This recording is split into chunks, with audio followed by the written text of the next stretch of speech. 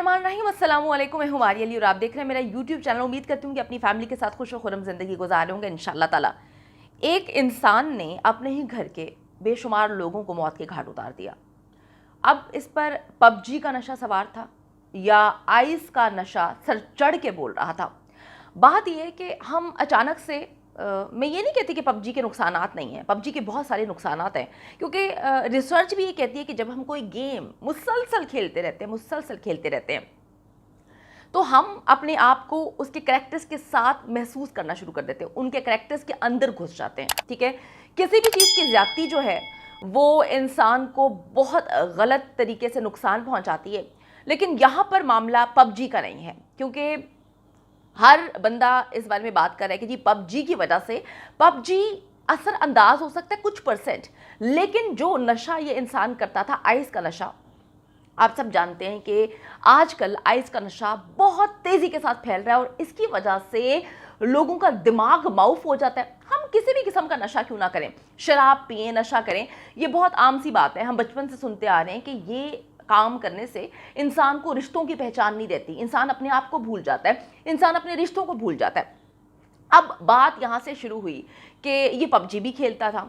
दूसरा, जब आप अपने सारे काम छोड़ के सिर्फ एक तरफ इन्वॉल्व हो जाते हैं, ठीक है, आप काम नहीं करते, आप नौकरी नहीं कर रहे, ठीक है, आप जो है अपनी फैमिली को तवज्जो नहीं दे रहे, आपकी बीवी आपको छोड़ के चली गई, इसको ऐसा लगा कि जिन लोगों को, जिन फैमिली मेंबर्स को इसने मारा है, उन्होंने उसकी बीवी को भड़काया।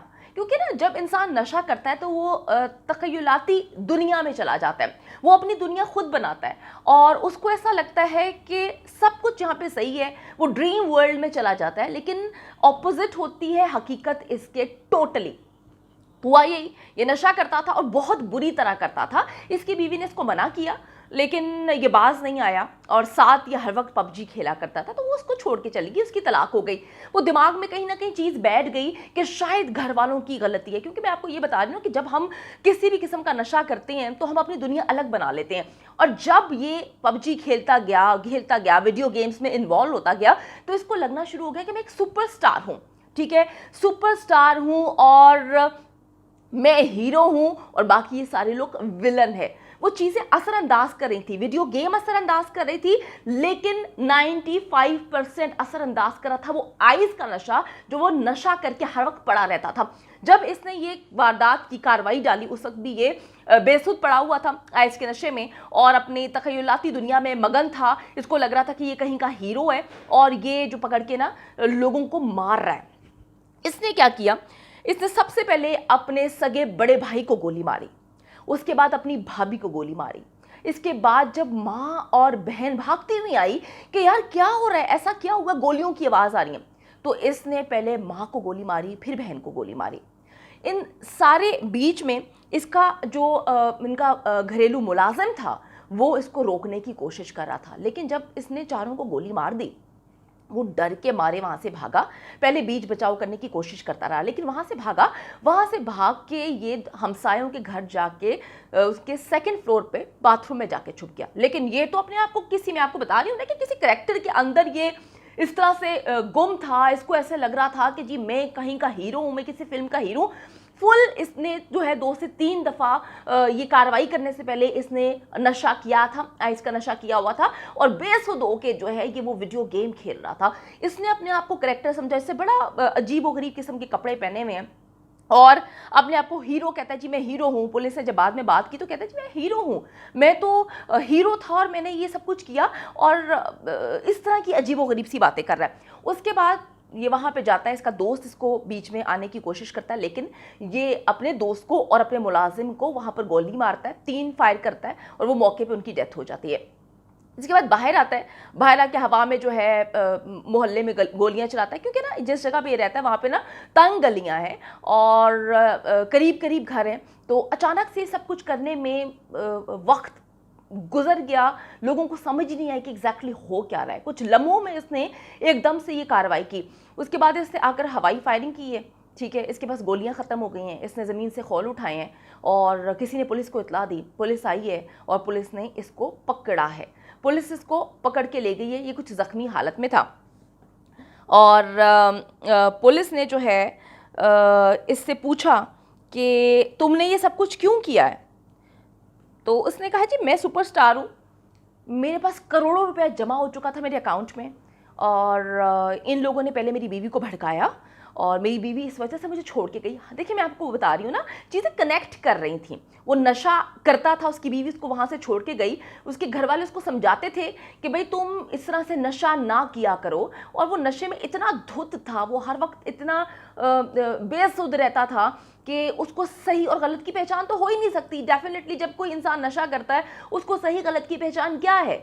जो भी चीज़ उसके सामने होगी उससे वो अट्रैक्ट करेगा, चाहे वो कार्टून कैरेक्टर हो, चाहे वो पबजी हो, चाहे वो कोई फिल्म हो, चाहे वो कुछ भी हो। क्योंकि जब इंसान इतना बेसुध होता है तो डेफिनेटली वो चीज़ों से अट्रैक्ट हो रहा होता है। और बदकिस्मती ये थी कि उस वक्त ये पबजी खेल रहा था। इसने कहा जी मेरे घर वाले मेरे दुश्मन हैं, मेरी बीवी को भगा दिया, उसके बाद जो है मेरे अकाउंट में करोड़ों रुपए थे, इन्होंने मुझे मेरा अकाउंट बेच दिया। ये पबजी के हवाले से बात कर रहा था। मेरा अकाउंट ना सिर्फ बेच दिया बल्कि मुझे हर वक्त टोकते रहते थे, मना करते रहते थे, तो मैंने इस वजह से जो है इनको मार दिया। तो पुलिस ने पूछा कि जी आप जो है आप नशा जो करते हैं, नशा क्यों करते हैं? कहता जी मैं तो नशा नहीं करता। उसकी जानिब से उसको ये मालूम ही नहीं था कि वो नशा कर रहा है, मैं आपको वही बता रही हूँ।